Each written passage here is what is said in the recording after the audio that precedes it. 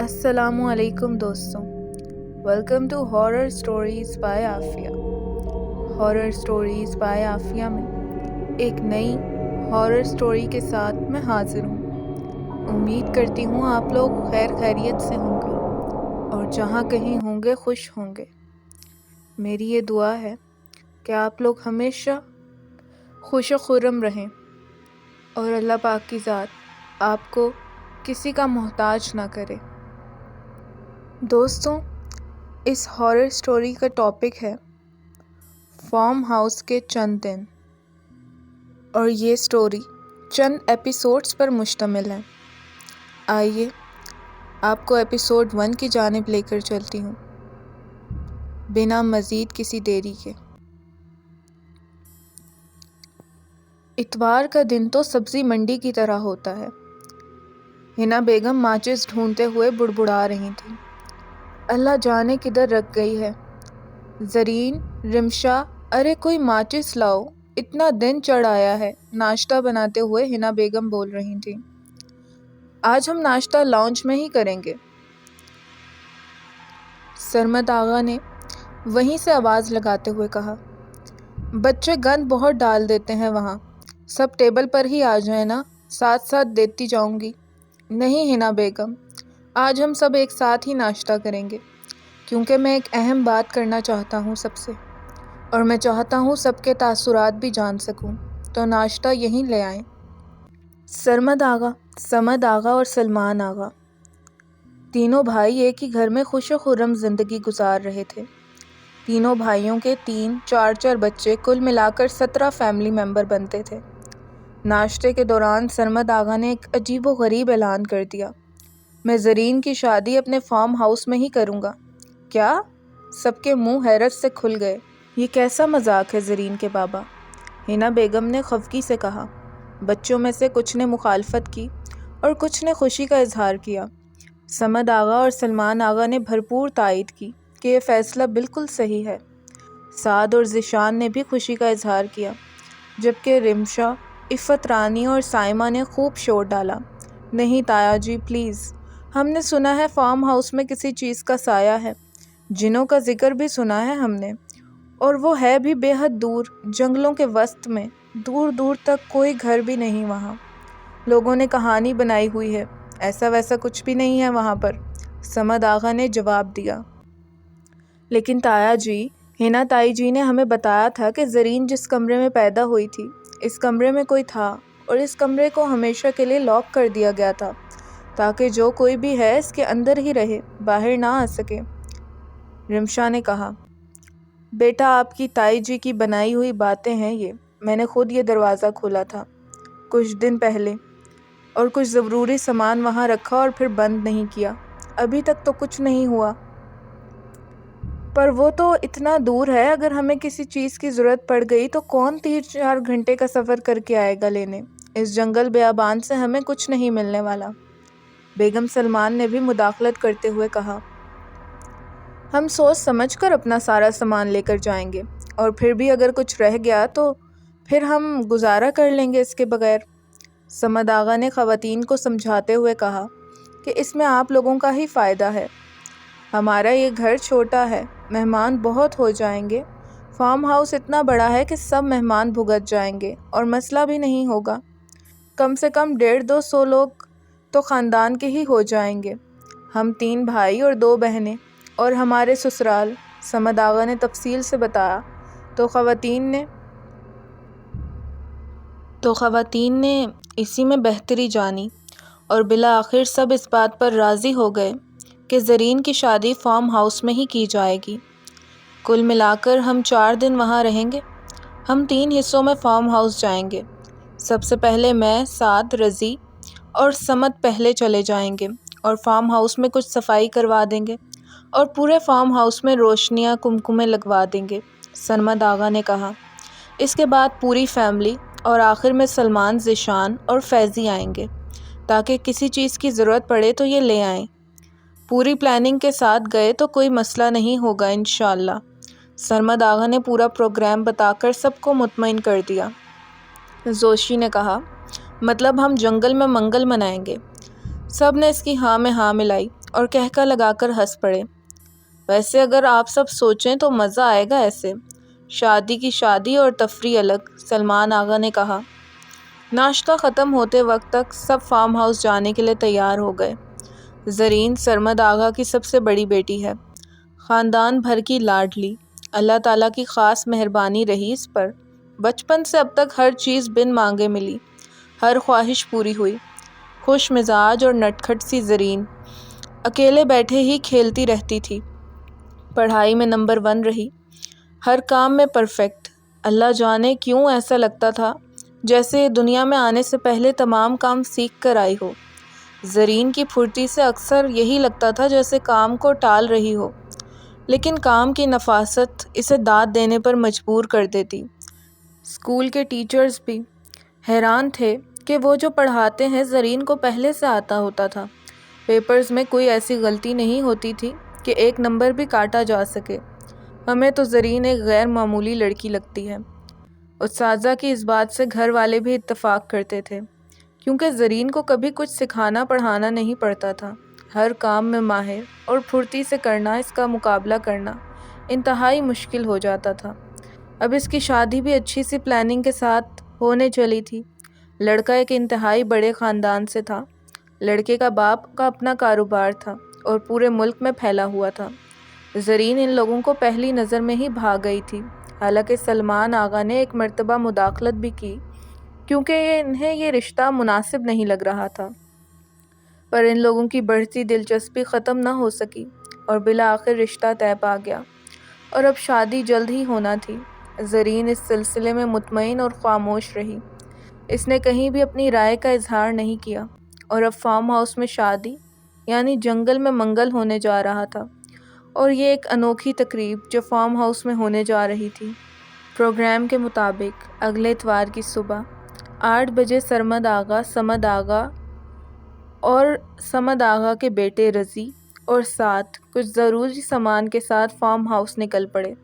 ہنا بیگم اور بیگم سمد نے 3-4 سالن بنا دیے تھے ساتھ لے جانے کے لیے، اور روٹیاں راستے میں کسی بھی تندور سے لی جا سکتی تھیں۔ ویسے تو فارم ہاؤس کے ارد گرد کچھ گھر بھی تھے جہاں مقامی لوگ آباد تھے۔ وقت کے ساتھ ساتھ بڑھتی ہوئی آبادی کی وجہ سے فارم ہاؤس اب اتنا بھی ویران نہیں رہا تھا۔ لوگوں نے وہاں ضروریات زندگی کی تمام اشیاء جمع کر رکھی تھیں۔ اندازہ تو یہی تھا کہ 12-1 بجے کے قریب وہاں پہنچ جائیں گے۔ موسم خاصا خوشگوار تھا، دھوپ جسم کو حرارت بخش رہی تھی، جس سے سفر خاصا خوشگوار لگنے لگا۔ فارم ہاؤس جانے والے راستے بھی صاف ستھرے اور سڑک کشادہ تھی۔ فارم ہاؤس پہنچ کر کیا کیا کام کریں گے، اس موضوع پر چاروں باتیں کرتے ہوئے جا رہے تھے۔ تینوں بھائیوں کا مشترکہ فارم ہاؤس 6 کنال کے رقبے پر مشتمل تھا۔ اس میں عورتوں اور مردوں کے لیے الگ الگ پورشن تھے۔ دونوں اطراف میں 12 کمرے ملحقہ باتھ روم، جبکہ ان دونوں پورشن کا لاؤنج مشترکہ تھا۔ ملازمین کے لیے 3 کمرے الگ سائٹ پر بنائے گئے تھے۔ وہاں پہنچنے کے بعد تمام کمروں کی جھاڑ پونچھ، صفائی کروانا، پھر پورے فارم ہاؤس میں بتیاں لگانا، بسترے، کچن وغیرہ سب کام شامل تھے۔ گھر سے نکلے 1.5-2 گھنٹے ہو چلے تھے۔ اب کچھ بھوک کا احساس ہونے لگا تھا، تو راستے میں کسی ایک ہوٹل کے قریب گاڑی کھڑی کر کے سعد نے روٹی لی اور گاڑی میں بیٹھے بیٹھے سب نے کھانا کھایا۔ کھانا کھانے کے فوراً بعد پھر اپنی منزل کی جانب گامزن ہو گئے۔ فارم ہاؤس ابھی کافی دور تھا اور وقت گزارنے کے لیے سعد نے پوچھا، تایا جی کیا واقعی ہی اس کمرے کی کوئی کہانی ہے جہاں زرین پیدا ہوئی تھی؟ کچھ کہہ نہیں سکتا یار، 20 سال گزر گئے اس بات کو اب، پر اتنا ضرور ہوا تھا کہ زرین نے 15 دن کچھ کھایا پیا نہیں تھا۔ پریشانی کا یہ عالم تھا کہ ہم دونوں میاں بیوی بڑی مشکل سے 1-2 چمچ کھانا کھلاتے تو یہ الٹی کر دیتی، اور اس کی الٹی میں مختلف چیزیں نکلتی جو ہم نے پکائی ہی نہیں ہوتی۔ 15 دن ایک بچہ کھائے پیے بغیر تو نہیں رہ سکتا۔ ڈاکٹر کو دکھایا تو اس نے کہا بچی بالکل صحت مند ہے اور اس کے معدہ خوراک سے بھرا ہوا ہے، یعنی کوئی تھا جو اسے کھلاتا رہتا تھا، اور اکیلے بیٹھے کھیلتی رہتی تھی، ہنستی مسکراتی تھی۔ دن بدن اس کا رجحان ہماری طرف کم ہوتا جا رہا تھا۔ پھر ہم نے یہاں سے نکلنے کا سوچا، تب زرین غائب ہو گئی تھی اور بہت ڈھونڈنے کے بعد معلوم ہوا کہ وہ اسی گھر میں ہے، لیکن ہماری نظروں سے اوجھل ہے۔ ایک اللہ والے نے مشورہ دیا تھا کہ زرین کے کمرے میں آئینے لگا دیں۔ جب ہم نے چاروں جانب آئینے لگائے، زرین ہمیں نظر آنا شروع ہو گئی۔ تب ہم اسے لے کر شہر منتقل ہو گئے۔ یہ سن کر رضی بھی خوفزدہ ہو گیا اور کہا کہ پھر تو آپ نے غلطی کر دی، یہاں شادی کا پروگرام رکھنا ہی نہیں چاہیے تھا آپ کو۔ سرمد آغا نے ہنس کر کہا، یار اب تو کئی سال گزر گئے، وہ بات وہیں ختم ہو چکی تھی۔ فارم ہاؤس پہنچنے کے لیے 1 گھنٹہ اور درکار تھا۔ 3 گھنٹے باتوں اور سفر میں اچھے گزر گئے، پتہ بھی نہیں چلا۔ تمام راستہ بارونق رہا، گاڑیوں کی آمد و رفت بھی چلتی رہی۔ اب جس سڑک پر پہنچے، یہ سڑک فارم ہاؤس کی طرف مڑنے لگی۔ یہاں دور دور تک کوئی گاڑی نظر نہیں آ رہی تھی۔ مقامی لوگ اکا دکا دکھائی دے رہے تھے اور کچھ عورتیں اپنے اپنے کاموں میں مصروف تھیں۔ سڑک کے دونوں اطراف میں کچھ کچے پکے مکان بھی موجود تھے۔ چند فاصلوں پر چھوٹے موٹے کریانہ سٹورز بھی دکھائی دیے۔ یہ سڑک بے شک سنسان تھی، لیکن بہت خوبصورت اور کشادہ تھی۔ رضی اور سعد کو کافی تسلی ہوئی کہ فارم ہاؤس کے اطراف خوبصورت اور کشادہ ہیں۔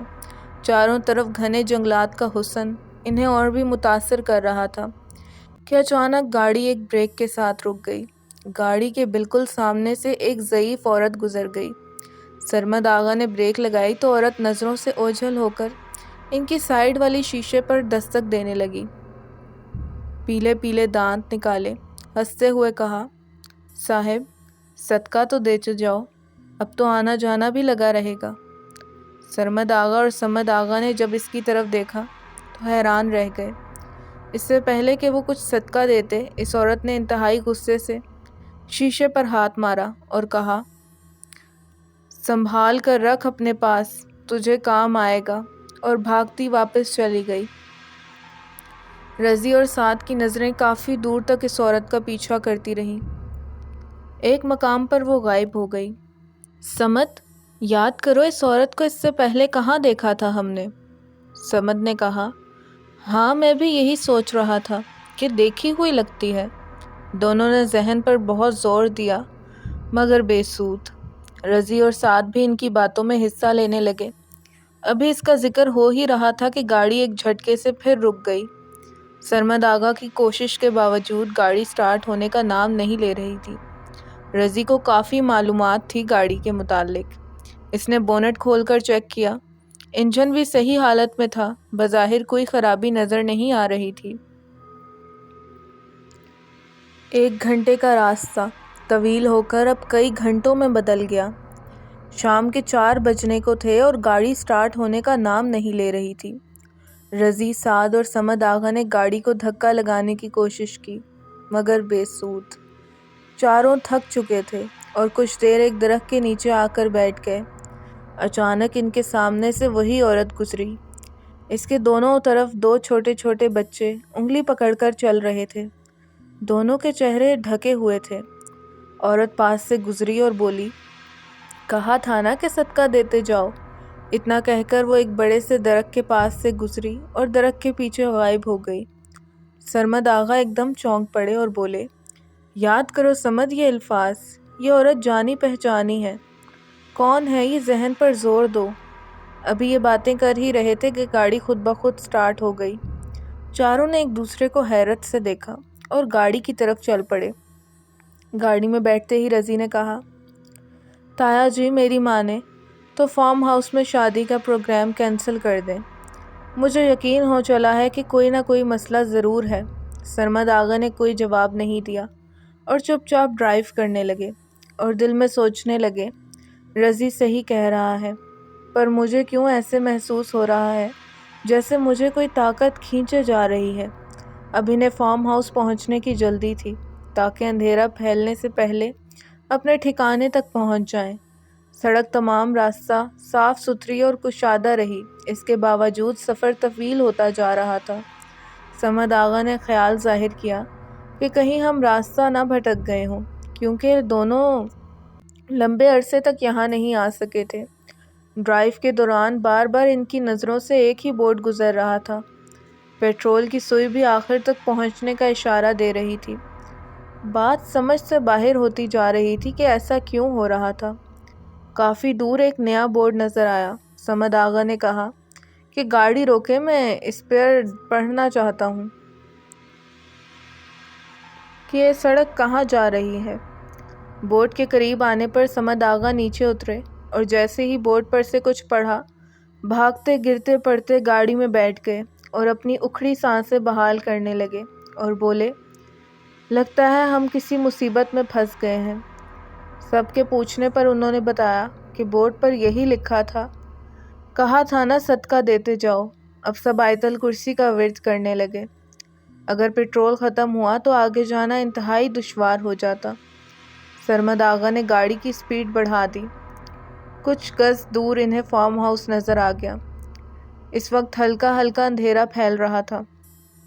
سب نے دیکھا فارم ہاؤس پر بتیاں کمکمے جل رہے تھے۔ پورا فارم ہاؤس دلہن کی طرح سجا ہوا تھا۔ روشنیوں کا یہ عالم تھا کہ آس پاس کے درخت بھی دکھائی دے رہے تھے۔ فارم ہاؤس کی خوبصورتی ایسے تھی جیسے بالکل نیا نیا تعمیر کیا گیا ہو۔ چاروں کی آنکھیں پھٹی کی پھٹی رہ گئیں۔ صمد آغا نے بتایا کہ فارم ہاؤس میں کچھ ملازم ہیں تو صحیح، پر انہیں کیا معلوم کہ ہم یہاں آ رہے ہیں۔ ایسا کیا ماجرا ہے کہ فارم ہاؤس اتنا سجا ہوا ہے؟ رضی نے کہا کہ ایسا نہ ہو کہ ہمارے فارم ہاؤس میں کوئی ہماری غیر موجودگی سے فائدہ اٹھا کر فنکشن کر رہا ہے۔ ہو سکتا ہے کسی جن کی شادی ہو رہی ہو۔ یہ کہنے کے بعد رضی ہنس پڑا۔ چلو دیکھتے ہیں، پہنچ تو گئے ہیں ہم۔ صمد آغا نے گیٹ کے پاس جا کر زور زور سے ہارن دیا تاکہ کوئی ملازم قریب ہو تو گیٹ کھول دے۔ کچھ دیر بعد ہی گیٹ کھل گیا اور گاڑی پورچ میں کھڑی کر کے سب نے دیکھا کوئی ملازم نظر نہیں آیا۔ گیٹ کھولتے ہی غائب ہو چکا تھا۔ سب کو برا بھی لگا اور حیرت بھی ہوئی۔ چاروں نے اپنا سامان گاڑی سے نکالا اور صدر دروازے سے اندر جانے کے لیے جیسے ہی آگے بڑھے، دروازہ خود بخود کھلتا چلا گیا۔ سب نے اندر داخل ہونے کے بعد ادھر ادھر دیکھا، یہاں بھی دروازہ کھولنے والا نظر نہیں آیا۔ سعد کافی خوفزدہ ہو گیا اور بولا، یہ جن نے دروازہ کھولا ہوگا تبھی تو نظر نہیں آیا۔ یار میرے خیال سے ہمیں واپس چلے جانا چاہیے۔ کہیں ایسا تو نہیں کہ کسی جن کی شادی ہو رہی ہو یہاں۔ سعد نے ماحول کی پراسراریت کو ہلکا کرنے کے لیے یوں ہی بات مذاق میں کہہ دی، مگر اس کی بات سن کر کسی کے زور سے ہنسنے کی آواز سنائی دی۔ چاروں پر خوف طاری ہو گیا۔ یار کیا تمہیں کسی کے ہنسنے کی آواز آئی؟ مطلب تمہیں بھی؟ مجھے لگا شاید بس میں ہی اس کہکے کو سن سکا۔ چاروں نے نگاہیں ادھر ادھر دوڑائیں مگر ہنسنے والے کو تلاش نہ کر سکے۔ شاید ہمارا وہم ہو۔ وہم؟ اور 4 لوگوں کو ایک ساتھ؟ Are you crazy? سعد بس کر یار، اب تو ہمیں ڈرا مت۔ خیر ایک دوسرے کو حوصلہ دیتے ہوئے چاروں چلتے ہوئے مردوں والے حصے میں پہنچ گئے۔ یہاں ایک پرانا ملازم نظر آیا جس نے فوراً گڑبڑا کر سلام کیا، جیسے غیر متوقع آمد پر حیران ہو گیا ہو، اور سب کو آرام کا کہہ کر چائے پانی کا بندوبست کرنے چلا گیا۔ اتنی دیر میں سب نے دیکھا کمرے انتہائی نفاست سے سجے ہوئے تھے۔ تازہ تازہ دیواریں پینٹ کی گئی تھیں۔ تمام کمروں میں نیا سامان بھی رکھا گیا تھا۔ لاؤنج میں ایک بہت بڑا فانوس جس میں 100 سے بھی زیادہ بلب لگے تھے بڑی شان سے جگمگا رہا تھا۔ چلتے ہوئے عورتوں والی سائڈ آ گئی۔ یہی حال زنانہ سائڈ پر تھا۔ تمام کے تمام کمرے سجے ہوئے، ہر کمرے میں بھاری پردے لٹک رہے تھے۔ یار یہ ہم اپنے فارم ہاؤس میں آئے ہیں یا پرانے زمانے کے کسی بادشاہ کے محل میں؟ صمد آغا نے کہا، مجھے نہیں لگتا کہ یہ فارم ہاؤس ہمارا ہے۔ ہم کہیں غلط گھر تو نہیں آ گئے؟ اتنے میں ملازم چائے اور کچھ کھانے کے لیے چیزیں بھی لے آیا۔ چاروں نے ملازم کی لائی ہوئی چائے پی۔ کچھ پوچھنے کی سخت نہیں تھی، پھر بھی انہوں نے ملازم سے پوچھا، ہاں بھائی سناؤ یہ فارم ہاؤس اتنا سجا کیوں ہے؟ پر ملازم جواب دیے بغیر واپس چلا گیا۔ اب یہ اس سے کیا ہو گیا؟ یہاں کی تو ہر چیز ہی عجیب سی ہے۔ صمد آغا نے مشورہ دیا کہ صبح ہم اس بات کا پتہ چلا لیں گے، ابھی تو اتنی ہمت نہیں کہ بات بھی کر سکیں، اور چاروں تھکن سے نڈھال سو گئے۔ صبح دروازہ بجنے کی آواز سے سب کی آنکھ کھلی تو سعد نے اٹھ کر دروازہ کھولا تو سامنے وہی ملازم کھڑا تھا۔ صاحب، ناشتے میں کیا کھانا پسند کریں گے؟ ملازم نے پوچھا۔ سرمد آغا نے کہا، فی الحال جو ہے لے آؤ اور جلدی لے آنا۔ ملازم نے حکم کی تعمیل کی اور جلد ہی بڑی بڑی ٹرے میں آملیٹ، پراٹھے اور چائے لے کر آ گیا۔ ناشتے سے فارغ ہو کر سمد آغا نے پوچھا، باقی کے ملازم کہاں ہیں؟ سب کو بلا کر لاؤ، کچھ باتیں کرنی ہیں۔ ملازم صابر نے کہا، سرکار باقی سب آج ہی دوسرے گاؤں گئے ہیں۔ ہمارے کریانہ اسٹور کا سامان ختم ہو چکا تھا، کل صبح تک واپس آ جائیں گے۔ اچھا یہ بتاؤ یہاں کوئی آیا تھا کیا؟ رضی نے پوچھا۔ نہیں جناب، یہاں تو سالوں سے کوئی بھی نہیں آیا، نہ ہی آپ لوگوں میں سے کوئی آیا، صابر نے جواب دیا۔ اچھا تو پھر یہ فارم ہاؤس اتنا سجا ہوا کیوں ہے؟ رضی نے پھر پوچھا۔ جناب آپ کے بندے نے ہی کیا ہے یہ سب کچھ، صابر نے کہا۔ کون سے بندے نے؟ اب سعد نے بھی حیرت زدہ ہو کر تحقیق شروع کر دی۔ جناب جی، شہر سے ایک بندہ آیا تھا، اس نے بتایا تھا کہ سرمد آغا نے بھیجا، لائٹیں لگا کر سجانا ہے کیونکہ ان کی بیٹی کی شادی ہے۔ چاروں نے حیرت سے ایک دوسرے کو دیکھا اور خاموش رہے۔ اسی نے سارا فارم ہاؤس صاف کیا، نیا سامان رکھا اور پرانا باہر پھینک دیا۔ حیرت تو یہ ہے کہ اس نے سارا کام آپ کے آنے سے چند لمحے پہلے ہی کیا۔ بس اس کا کام ختم ہوا اور آپ داخل ہوئے، صابر نے بتایا۔ اچھا ابھی تم جاؤ، جب ضرورت ہوگی بلا لیں گے، صابر کے جاتے ہی آغا صاحب نے کہا۔ ہو سکتا ہے کہ سلمان آغا نے سرپرائز دیا ہو، بندہ انہوں نے بھیجا ہو، یہ سوچ کر سمد آغا نے فون ملایا۔ سگنل نہ ہونے کی وجہ سے کال نہیں لگ رہی تھی۔ باری باری چاروں نے کوشش کی مگر بے سود۔ سمد آغا نے سوچا، پورے ہاؤس کا چکر لگا کر جائزہ لیا جائے کہ یہاں شادی کرنا مناسب ہے بھی یا نہیں۔ ہاؤس کے اندرونی حصے کافی سنوارا ہوا تھا۔ تھوڑی دیر بعد سب گھر فون کرتے رہے مگر وہی سگنل پرابلم۔ کافی زیادہ خرچہ کیا گیا ہے، سمد آغا نے بغور جائزہ لینے کے بعد کہا۔ پر مجھے ایسا نہیں لگتا کہ سلمان آغا نے یہ سب کیا ہو، اور ویسے بھی ایک بندہ محض 1-2 گھنٹوں میں اتنی شاندار سجاوٹ کیسے کر سکتا ہے؟ نو نیور، اٹس امپاسبل۔ اندرونی جائزہ لینے کے بعد سب باہر نکل آئے۔ رضی اور سعد تیز پورے حصے کو دیکھ لینا چاہتے تھے۔ صبح کی روشنی میں فارم ہاؤس کسی پیلس سے کم نہیں لگ رہا تھا۔ اب ان کا خوف بھی ختم ہو چکا تھا، بس ایک ہلکی سی بے چینی کہ اسے اتنا سجایا گیا کب اور کیوں۔ ان سب کو یقین تھا کہ یہ سلمان آغا نے ہی سرپرائز دیا اور فون پر بات کرنے کے بعد مطمئن ہو جائیں گے۔ چلتے چلتے سعد اور رضی ہاؤس کے بالکل پچھلی سمت تک پہنچ گئے۔ یہاں لائن سے گھنے درخت لگے تھے، خاردار جھاڑیاں بھی موجود تھیں۔ یہ سائیڈ انتہائی خوفناک منظر پیش کر رہی تھی۔ اس سائیڈ پر کوئی حد نہیں تھی اور سامنے گھنے جنگلات صاف نظر آ رہے تھے۔ درمیان میں صرف ایک باڑ تھی جسے آسانی سے پھلانگا جا سکتا تھا۔ رضی اور سعد چلتے ہوئے اس حصے پر پہنچ گئے اور اپنا خیال ظاہر کرنے لگے کہ یہ سائٹ خاصی خوفناک ہے، یہاں سے جنگل کے جانوروں کا آنے کا اندیشہ ہے، لہٰذا اس جگہ مضبوط دیوار بنا لینی چاہیے۔ ابھی یہ جائزہ لے ہی رہے تھے کہ رضی کی نظر کچھ کھودی ہوئی زمین پر پڑی، جیسے تازہ کھودا گیا ہو۔ دونوں جب اس جانب بڑھے تو حیرت سے آنکھیں کھل گئیں، زبان کنگ ہو کر رہ گئی۔ دونوں نے ایک دوسرے کو بے یقینی سے دیکھا اور کہا، کیا تم بھی وہی دیکھ رہے ہو جو مجھے نظر آ رہا ہے؟ سعد نے رضی کی ہاں میں ہاں ملائی اور وہاں سے سر پر دوڑ لگا دی۔ دونوں ہانپتے کانپتے گھر کے اندر داخل ہوئے تو پسینے سے شرابور ہو چکے تھے۔ سمد آغا کے پوچھنے پر رضی نے بتایا کہ وہ چلتے ہوئے ہاؤس کی پچھلی سائڈ پر نکل گئے تھے۔ ہم نے دیکھا کہ پچھلی سائڈ پر دیوار نہیں صرف باڑ لگی ہوئی تھی اور وہاں سے جنگلی جانوروں کے آ جانے کا خطرہ ہے۔ پھر ہماری نظر ایک ایسی جگہ پر پڑی جہاں زمین کو تازہ کھودا گیا ہو۔ ہم وہاں تک پہنچ گئے اور دیکھا 4 قبریں کھدی ہوئی تھیں اور ان پر کتبے بھی لگے ہوئے تھے۔ ان کتبوں پر ہم چاروں کے نام لکھے ہوئے تھے۔ رضی بات بتاتے ہوئے تھر کانپ رہا تھا، اس کی آنکھوں میں آنسو آ چکے تھے اور اس نے کہا، تایا جی ہمیں یہاں سے جلد نکل جانا چاہیے، پلیز یہاں شادی کا پروگرام ختم کر دیں۔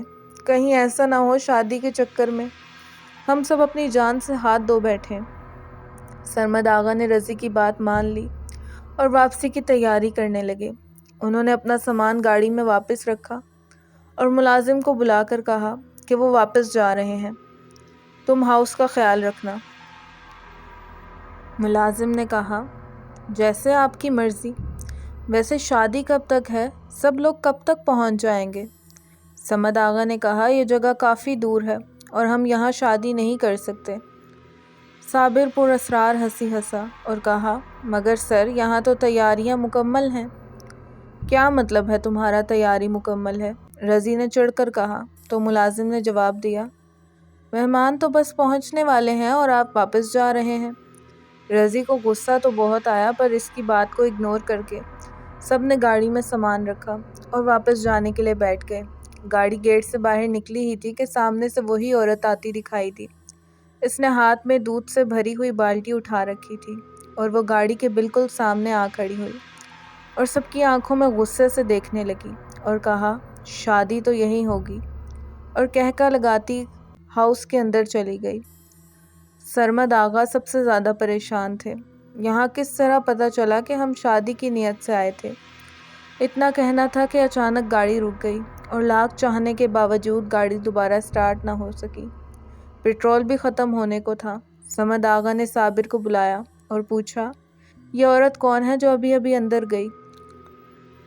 صابر نے لا علمی سے کہا صاحب یہاں ہم ملازمین کے علاوہ کوئی بھی نہیں آتا، کئی سالوں بعد تو یہاں کی صفائی ہوئی ہے۔ ہم کبھی کبھی اپنے گھر والوں کو لے آتے تھے مگر وہ بھی چند دنوں کے لیے۔ اچھا یہ بتاؤ پیٹرول کا کیا کیا جائے اور کوئی گاڑی مکینک ہے نظر میں؟ صابر نے کہا میں ابھی فون کر کے پیٹرول کا کین منگوا دیتا ہوں۔ رضی یکدم بولا کیا تمہارا فون یہاں کام کرتا ہے؟ ہم سب کے فون کیوں کام نہیں کر رہے؟ صابر نے اپنا فون نکال کر کہا کہ صاحب اس سے کال کر لیں۔ سمد آغا نے جلدی جلدی گھر کا نمبر ملایا۔ ہنا بیگم نے فون پر سلام کیا۔ سمد آغا نے کہا کہ ہم واپس آ رہے ہیں آج ہی، مگر ہنا بیگم ہیلو ہیلو ہی کرتی رہیں۔ ساتھ ہی انہوں نے خبر سنا دی کہ کل صبح سب خواتین اور بچے فارم ہاؤس جانے کے لیے نکل پڑے ہیں اور شام تک پہنچ جائیں گے۔ ہنا بیگم کی بات سن کر سرمد آغا نے فون پر بات کرنا چاہی تو ہنا بیگم یہی کہتی رہیں آغا جی سرگوشیاں مت کریں، اونچا بولیں، آواز نہیں آ رہی۔ بالآخر تنگ آ کر سرمد آغا نے فون بند کر دیا۔ اب تو واپس جانے کا سوال ہی پیدا نہیں ہوتا، بچے بھی شام تک پہنچ جائیں گے۔ سرمد آغا نے انتہائی پریشانی میں کہا۔ گاڑی کو دھکا لگا کر واپس پورچ میں لگا دیا گیا۔ مرتا کیا نہ کرتا۔ اب چاروں نے گھر کا چپا چپا دیکھنے کی ٹھان لی۔ ہاؤس کے دوسرے ملازمین بھی سامان لے کر واپس آ گئے جس سے سب کو کچھ تسلی ہوئی۔ ملازمین کے ساتھ تمام کمروں کی لاؤنج، واش روم غرض چپا چپا دیکھا گیا۔ جو قبریں رضی اور سعد کو نظر آئی تھیں وہ بھی غائب ہو گئی تھیں۔ سعد چلتے چلتے ایک کمرے میں گھس گیا۔ یہاں آ کر اس کا دماغ معاف ہو گیا۔ سوچنے سمجھنے کی صلاحیت ختم ہو چکی تھی۔ وہ پاگلوں کی طرح دیواروں کو گھورتا رہا۔ رضی بھی اسے ڈھونڈتے ہوئے ادھر آ نکلا۔ کمرے میں گھستے ہی رضی کا بھی یہی حال ہو رہا تھا۔ رضی چاروں طرف گھوم گھوم کر دیواروں پر گھورتا رہا۔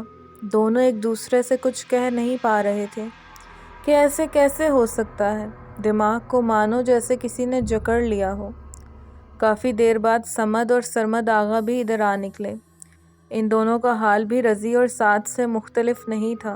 سرمد آغا نے سر پکڑ لیا اور پاس پڑے ہوئے بیڈ پر گر پڑے۔ کمرے کی چاروں دیواروں پر زرین کی تصویریں، بچپن سے لے کر اب تک کی، اور جتنی سالگرہ اس کی زندگی میں آئی، جو اس نے اپنے گھر منائی، سب یہاں لگی ہوئی تھیں۔ حیرت تو اس بات کی تھی کہ زرین کے علاوہ کوئی اور ان تصویروں میں نہیں تھا سوائے ایک دھندلے سائے کے۔ وہ تقریباً ہر تصویر میں دکھائی دے رہا تھا۔ سرمد آغا نے سمد آغا، رضی اور سعد سے کہا یار کوئی ترکیب سوچو کہ ہم گھر والوں کو یہاں آنے سے روک سکیں۔ مجھے لگتا ہے کہ کچھ برا ہونے والا ہے۔ مجھے یوں لگتا ہے کہ میں نے یہاں شادی کرنے کا فیصلہ کیا نہیں، مجھ سے کروایا گیا تھا۔ مجھے خود بھی محسوس ہو رہا تھا کہ ایسا ممکن نہیں سب نے ایک مرتبہ پھر گھر فون ملانے کی کوشش کی، پھر وہی کہ سگنل کا مسئلہ۔ سعد نے مشورہ دیا کہ اب تو تمام ملازم واپس آ چکے ہیں، ان میں سے کسی کا فون لے کر بات کر لیتے ہیں۔ اب یہاں کے پرانے ملازم کو بلایا گیا، اس کے فون سے نمبر ملایا گیا۔ بیگم سلمان نے فون ریسیو کیا تو آواز بلند اور صاف تھی۔ صمد آغا نے خوشی خوشی بات کی اور صاف صاف الفاظ میں منع کیا کہ آپ لوگ کل فارم ہاؤس میں مت آئیے۔ پوری بات کرنے کے بعد جب بیگم سلمان کا کوئی جواب نہیں آیا تو انہوں نے کان سے فون ہٹا کر دیکھا تو مکمل ڈیڈ ہو چکا تھا۔ بار بار آن کرنے کے باوجود موبائل دوبارہ کام کرنے کے قابل نہیں رہا۔ ملازم نے پر اسرار سے مسکراہٹ میں کہا، صاحب فون کافی پرانا ہے، خراب رہتا ہے زیادہ تر، اور پیلے پیلے دانت نکال کر مسکرانے لگا۔ رضی کو اس کی مسکراہٹ کافی کھٹکنے لگی۔ رضی خاموشی سے اٹھا تاکہ دوسرے ملازم سے فون لے کر بات کی جائے اور دبے قدموں ملازموں کے احاطے میں گھس گیا۔ رضی کو عجیب سی بدبو محسوس ہوئی۔ وہ جیسے جیسے آگے بڑھ رہا تھا بدبو تیز ہوتی گئی۔ رضی نے ہاتھ منہ پر رکھ دیے۔ بدبو قریب ایک کمرے سے آ رہی تھی۔ رضی نے کمرے میں جھانک کر دیکھا۔ کمرے میں اندھیرا ہونے کی وجہ سے کچھ دکھائی نہیں دے رہا تھا۔ اس نے موبائل کی ٹارچ روشن کی تو کمرے کی سائڈ پر ہڈیوں کا ڈھیر لگا ہوا تھا۔ غور کرنے پر رضی کا دماغ گھوم گیا۔ اس نے دیکھا یہ ہڈیاں انسانی جسم کی تھیں، قریب کچھ کٹے پھٹے کپڑے جو لازمی ان تمام بد نصیبوں کے تھے جن کی ہڈیاں یہاں پڑی تھیں۔ رضی کی آنکھیں پھٹی کی پھٹی رہ گئیں۔ خوف کی ایک سرد لہر رضی کی ریڑھ کی ہڈی میں دوڑ گئی۔ ثبوت کے طور پر رضی نے جلد 2-4 تصویریں کھینچ لیں اور بھاگتا ہوا واپس اپنے کمرے میں پہنچا تو وہی ملازم اسے دیکھ کر قہقہ لگا کر ہنسا اور چلا گیا۔ رضی نے تمام ماجرا سب کو سنایا اور کہا، تایا جی ہم مکمل پھنس چکے ہیں، بجائے اس کے کہ ہم بے بسی کی موت مریں، ڈٹ کر مقابلہ کرنا ہے، اور کیسے کرنا ہے ہمیں سوچنا پڑے گا۔ اس نے موبائل سے کھینچی ہوئی تصویریں سب کو دکھائیں تو رضی کی طرح ان چاروں کی بھی سٹی گم ہو گئی۔ انہوں نے دیکھا پہلی تصویر میں ہڈیوں کے ڈھیر کے پاس کوئی عورت بیٹھی ہوئی تھی، اس کے منہ میں بھی ہڈی تھی۔ دوسری تصویر میں وہ ڈر کر دیوار کے ساتھ ایسے چپکی ہوئی تھی کہ اس کی ٹانگیں زمین سے تقریباً 2 فٹ اونچی تھیں اور اس کے منہ کے ساتھ خون لگا ہوا تھا۔ رضی نے کہا، اگر مجھے معلوم ہوتا تو میں شاید اس طرف کا رخ بھی نہیں کرتا، اور میں پورے یقین سے کہہ سکتا ہوں کہ تمام ملازمین بھی انسانوں کے روپ میں کوئی اور مخلوق ہی ہیں۔ رضی کی بات سے سب نے اتفاق کیا۔ سعد کے آنسو خوف و حراس سے لگاتار نکلنا شروع ہو گئے۔ تایا جان اب ہمیں بہت سنبھل کر چلنا ہوگا، بہت احتیاط سے کام لے کر ہی اس مسئلے کا حل نکالا جا سکتا ہے۔ ان ملازمین کو ہرگز پتہ نہیں چلنا چاہیے کہ ہم ان کی حقیقت جان چکے ہیں۔ بصورت دیگر ہمیں شدید جانی نقصان کا اندیشہ ہے اور ممکن ہے ہمارا حال بھی ویسا ہی ہو جیسا ان لوگوں کا ہوا ہے جن کی ہڈیاں ہمیں ابھی ملی ہیں۔ ہمیں بس خاموشی کے ساتھ یہاں سے نکلنے کی کوئی ترکیب سوچنی ہے۔ سعد نے مشورہ دیا۔ جیسے جیسے رات قریب آتی گئی سب کی بے چینی بڑھنے لگی کہ صبح سب لوگ آ گئے تو کیسے سنبھال پائیں گے۔ اتنے میں صابر کھانا لے کر پہنچ گیا۔ چاروں نے صابر کا سر سے لے کر پاؤں تک کا جائزہ لیا۔ ان چاروں نے یہ بھی محسوس کیا کہ صابر زیادہ تر خاموش رہتا تھا۔ ٹھنڈ اور دن بھر کی تھکن سے بھوک کافی محسوس ہو رہی تھی۔ کھانے میں دال اور تنور کی روٹیاں پکی تھیں۔ سعد نے کہا کہ یہاں تندور بھی ہے، حیرت ہے ہمیں نظر کیوں نہیں آیا۔ صابر نے مسکرا کر کہا، فارم ہاؤس سے باہر نکل کر تھوڑا گھومیں پھریں، آپ کو نظر آ جائے گا۔ سب کو شدید بھوک محسوس ہو رہی تھی اور کھانا کھانے لگے۔ رضی کو کھانا کھانے کے دوران منہ میں کوئی سخت چیز محسوس ہوئی تو ہڈی تھی۔ اس نے بے دھیانی سے ہڈی کو پلیٹ کی ایک سائڈ پر رکھ دیا۔ اچانک صمد آغا کی نظر پڑی تو وہ انسانی ہاتھ کی انگلی کی ہڈی تھی۔ یہ دیکھ کر ان کا سر گھومنے لگا۔ گلے کا نوالا گلے میں پھندے کی طرح محسوس ہونے لگا۔ انہوں نے ہڈی کا بغور جائزہ لیا اور یکدم کھانے سے ہاتھ روک کر ابکائیاں لینے لگے۔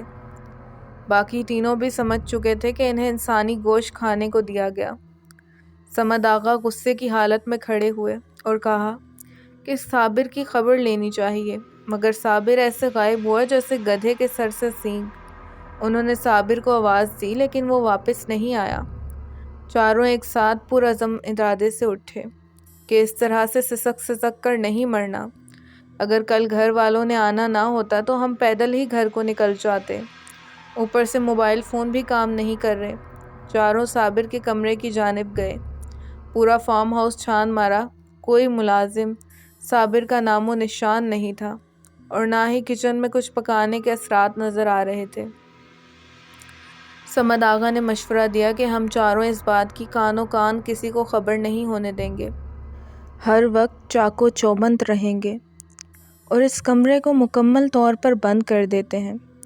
شادی کے بعد ہم یہاں پولیس کی مدد سے سارا معاملہ چیک کروا لیں گے۔ بس سب مل کر دعا کرو یہاں 4 دن کا قیام امن و سکون سے گزر جائے۔ پر ملازمین کے کمرے میں انسانی ہڈیوں کا کیا کام؟ چلو اب کل صبح ہاؤس سے باہر نکلیں گے اور آس پاس کے لوگوں سے کچھ مدد طلب کریں گے۔ میں تو اس بات سے پریشان ہوں کہ وہ عورت بہت دیکھی بھالی تھی، تو مجھے یاد کیوں نہیں آ رہی؟ سعد کو بھوک محسوس ہوئی۔ اس نے کچن کا رخ کیا، شاید کچھ سامان مل جائے۔ اس نے دیکھا کچن صاف ستھرا اور کھانے پینے کی تمام چیزیں بڑے طریقے سے رکھی گئی تھیں۔ وہ سوچ میں پڑ گیا، اتنا سامان یہاں کس نے رکھا ہوگا؟ ابھی یہ سوچ ہی رہا تھا کہ پیچھے کھڑا ملازم جیسے اس کی سوچ پڑ چکا تھا۔ اس نے کہا، آپ لوگوں کی اطلاع ملتے ہی تمام سامان منگوایا گیا تھا۔ یار ایک بات تو بتاؤ، سعد نے ملازم سے پوچھا، یہ اتنی اطلاع دیتا کون تھا؟ اس نے پھر پیلے پیلے دانت نکال کر کہا، کوئی بندہ آیا تھا شہر سے بتانے۔ اچھا یہ بتاؤ صابر کہاں ہے؟ ملازم نے بتایا کہ اس کی موت ہو گئی تھی 10-12 سال پہلے۔ دوستو، اس ایپیسوڈ میں فی الحال تک کے لیے اتنا ہی۔ امید کرتی ہوں آپ کو یہ کہانی پسند آئے گی۔ ویڈیو پسند آئے تو ویڈیو کو لائک، اور ہمارے چینل پر نیو ہیں تو چینل کو سبسکرائب لازمی کریں، اور بیل کی نوٹیفیکیشن کو آن کر دیں تاکہ آنے والی نئی سٹوریز آپ تک پہنچتی رہیں۔ اپنا ڈھیر سارا خیال کریے گا، اس ناچیز کو دعاؤں میں یاد رکھیے گا۔ ملتے ہیں نئی ایپیسوڈ کے ساتھ، تب تک کے لیے فی امان اللہ۔